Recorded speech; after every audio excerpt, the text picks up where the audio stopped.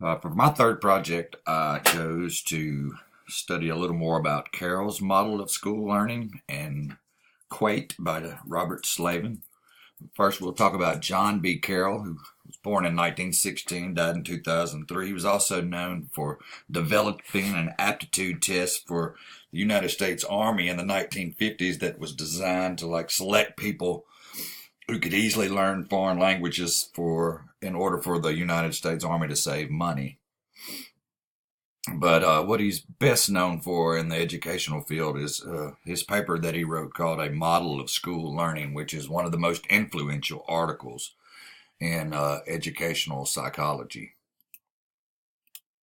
Carroll's model of school learning describes teaching as time management, resources, and activities to ensure success with student learning, or management of time plus the resources plus activities would equal student learning.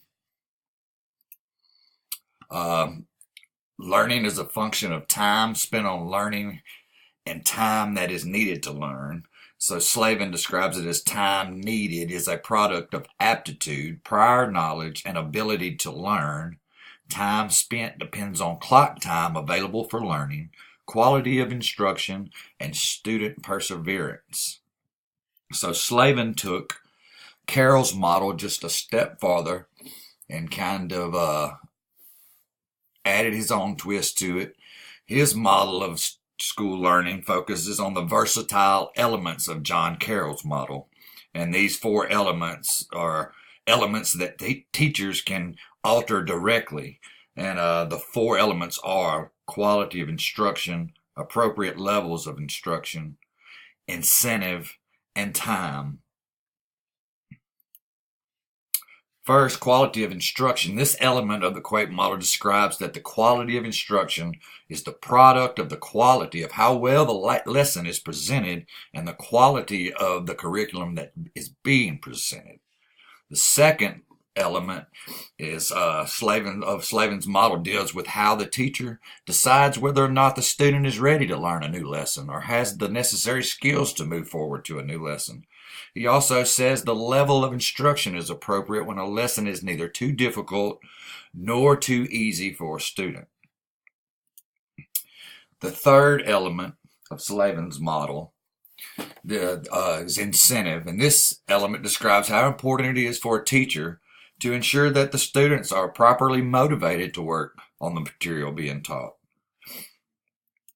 And then the fourth element, Slavin describes that teachers must allow students enough quality time to learn the lesson that's being presented. So once again, we go back to almost what Carroll says. It's a management of time plus the resources and plus the activities that will equal student learning. Some final thoughts about Carroll's model of school learning and Slavin's model of Quate. Slavin describes it as this. I took a quote from the text. It says, "For instruction to be effective, each of these four elements must be adequate. No matter how high the quality of instruction, students will not learn a lesson if they lack the necessary prior skills of information, if they lack the motivation, or if they lack the time they need to learn the lesson."